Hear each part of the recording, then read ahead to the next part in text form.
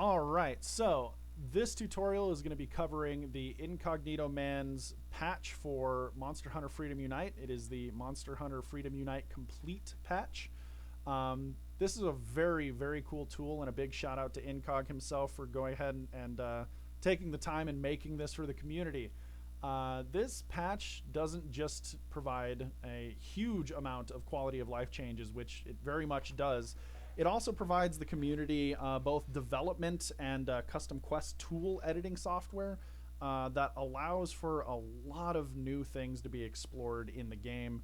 Incog is going to be going over the mod and file replacer tools in depth at a later time. I am going to be focusing in this tutorial on using his tool provided to patch the Monster Hunter Portable 2nd G version of the game, which is what you need as a base. Going to be going over how to change your configurable options in game. Those are some of the things that he goes over are field of view options, camera starting position. In a later patch that he's working on, the currently always enabled early Lao Shan Lung kill, where you can kill siege monsters in areas before the last area in game. That'll be a toggleable switch as well, so that'll be coming in a future patch. So your configurable options, and then lastly, I'm going to be going over the ability to inject custom quests. Now, this is a really cool tool, a really cool feature of the tool that he's provided for people who can make custom quests for this game. Now we can give our custom quests out to the community, and they have an option to be able to add those to their save files very easily. So without further ado, let's start pulling things apart and checking out how all of this works. We're going to make a new folder, and we're just going to call this FUC tool. And we're going to throw in the patch right here and extract to location here. There we go. I'm going to go ahead and put that over here. So this is everything. It's nothing too complex. The tool is just an application that you can run. But when I am done, and it's going to be sometime next month, I plan on having a Madness DLC available for the community to use. It's going to be an 18 mission custom quest DLC for Monster Hunter Freedom Unite. The first 8 missions are going to be a 4-and-4 split for low and high rank, bringing the single player only missions that are normally found in the village quests to the Gathering Hall. So those 8 missions are just going to be brought and available for multiplayer. And then I will have 10 missions that are going to be entirely unique G rank experiences. One I'm really excited about right now is a Lunastra Teostra in the volcano at the same time, like dual Elder Dragon mission. So stuff like that. It's going to be a pretty fun experience. I'm going to go ahead and bring everything I need into the Freedom Unite Complete tool folder. So we have our copy of Portable 2nd G. That's going to get brought over. This will be the downloadable quests folder, and that will be on the server's Google Drive. That'll be linked in the description below. That Google Drive is going to have access to any downloadable material that is extra that you could need for the server games. For instance, on the PSP emulator, the Madness DLC for Freedom Unite. Citra, when we get to that, that'll be the like texture pack and the 60 FPS mod. Those will all be available on our brand new Google Drive for the server. So the quest will be Madness DLC. That can just go ahead and go in here, and we can extract. In the future, this will be 18 quests, and they will all probably be MIB files, not PAT. Both work, but PAT is a editable file for me, and the MIB is the more finished product. So let's go ahead and move that over there. But for now, we're going to go ahead and open up the application. And from here, we are on the patcher screen. Now, this is the simplest part of this. All we got to do, once it is loaded up and ready to go, give it a minute.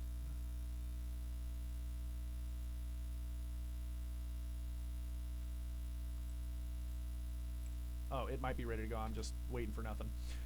You're going to go to your select ISO and come to your portable second G. It's going to check ISO. ISO is valid. Okay, so we're ready to go. Now, this takes a little bit of time. I have a Ryzen 5 3600, not the fastest, brand newest CPU, but it's also not super old. It's a pretty decent system, middle of the pack, so to speak. And this will take about 4 minutes. 4 to 5 minutes is what I've clocked it at. So we're going to go ahead and let this decrypt, and we'll be back when it's done.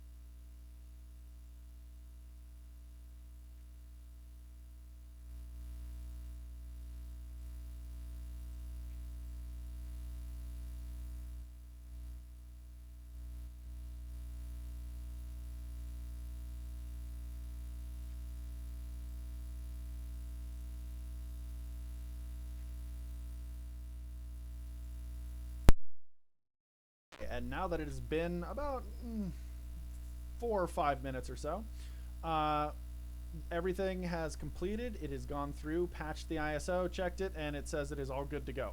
So we can come down here just to the folder real quick to double check, and it does say it does create the duplicate with the same name, but you can see that this is the new one. This was the 2008 version of the file. So we're going to delete that. This is now our patched version, and I'm going to rename this as FUC 1.3.0A just for my knowledge. That is going to be the patched ISO. So that is all you have to do. It's very straightforward. This is now ready to go. However, we have another file right here, the config.bin. Now we're going to go to configuration, and we're going to select our config.bin right there. Now you'll see all of these options that we can change. This, don't worry about it. File replacer path, leave that as is. Don't think about it. This will be your region that you are playing out of. You can change the save region at will. I'm the North American version, so that's what I'm keeping to. I like checking out the true display settings. So this changes the in-game for Freedom Unite. This changes the damage numbers on your weapons. It removes all the bloat and it brings them down to the actual raw values of the game. So I'm going to enable that so we can see it in-game.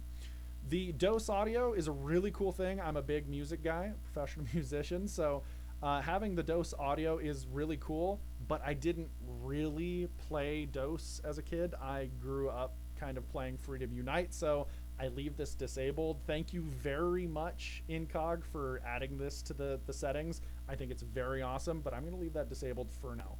Field of view. This is a very cool thing he's set up, and I haven't got to really experiment too much. I did in testing try the extreme, and it was very interesting. I might be interested in trying the minor or moderate field of view changes. For now, we're going to leave that default, but this does allow you to change the in-game field of view. Middle, oh my god, middle. Starting vertical camera position. Have you ever gotten in a game and noticed that you're always looking one angle down too far and it's really annoying at default? Well, this starts you at the normal look angle. It's wonderful. Minimap. What's really cool about this is you can change to 50% or 75% of the actual minimap screen. This clears up a lot of clutter in screen when you have the minimap going. So I have this set to 75. For me, I felt 50 was a little small, but not much. 75 felt very comfortable. The hunting horn tweaks. I haven't really got to play with them, but they look fantastic. I enable this. This just changes some values back to the buffed values of Freedom 2, and changes kind of the smaller functionality of the weapon. Like the jab poke now does cutting damage.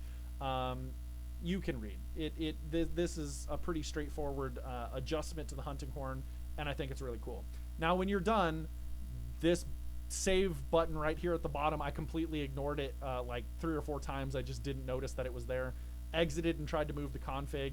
That's not what we do. Make sure you hit save. That will now have your configuration set to be what it is. The last thing we have is custom quests, but we are going to change a couple of things before we do. You can see right here I have some missions that were put in the quests folder earlier. Those are the unpacked quests that we will have. Eventually we'll have the 18 DLC. For now, we're going to go to our PSP folder. So this is a PSP emulator. This is everything in one place. This is how I think it's best to run your PSP emulator, one folder. You're going to go to Memstick, and you're going to create a folder called FUC. It needs to be that. This is the folder.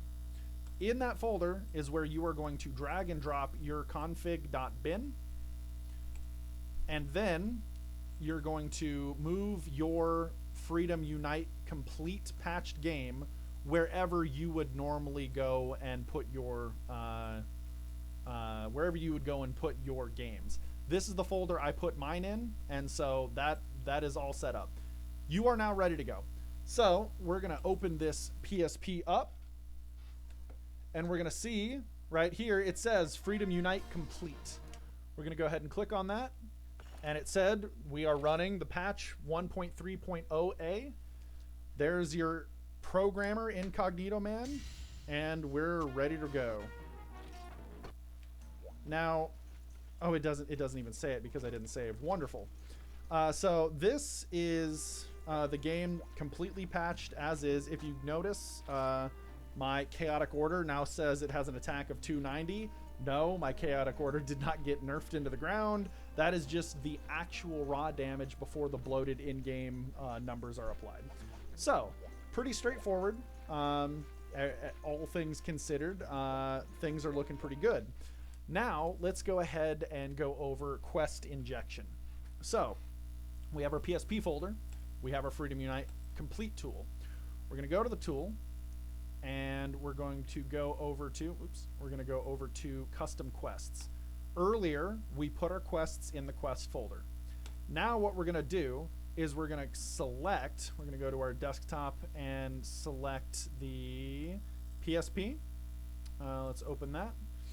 Memstick, PSP, PSP save data, and you're going to select the folder that has the save data in it.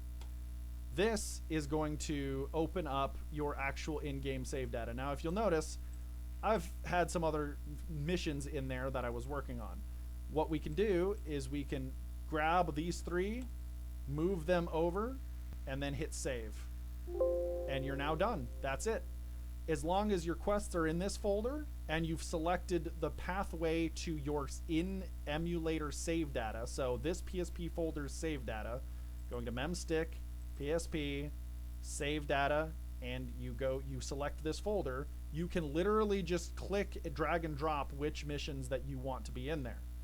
Now, that's been saved. We're going to go ahead and close up everything, go back to the PSP, and this is one of my favorite features, honestly, that Incog managed to put together. Oh yeah, you'll see old save data detected. When you save, it will not work, blah, blah, blah. Don't worry about that. Just save your game, and that goes away.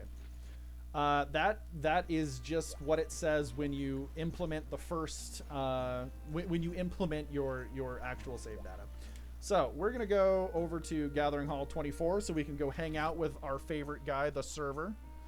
This man has hunted every monster in existence ever, and he has only been in Gen 2.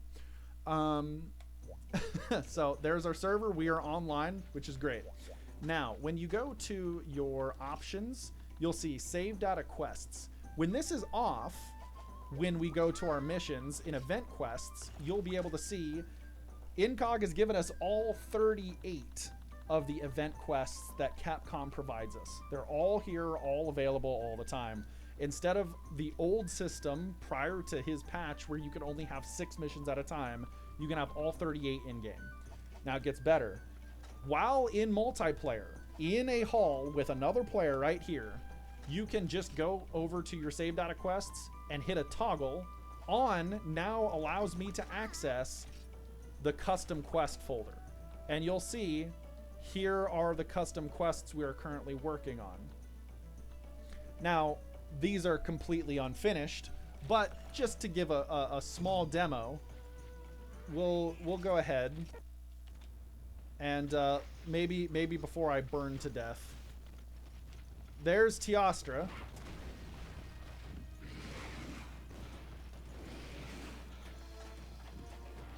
I don't know if I'll be able to survive long enough to find Lunastra, but as you can see, the quest runs. It is ready to go.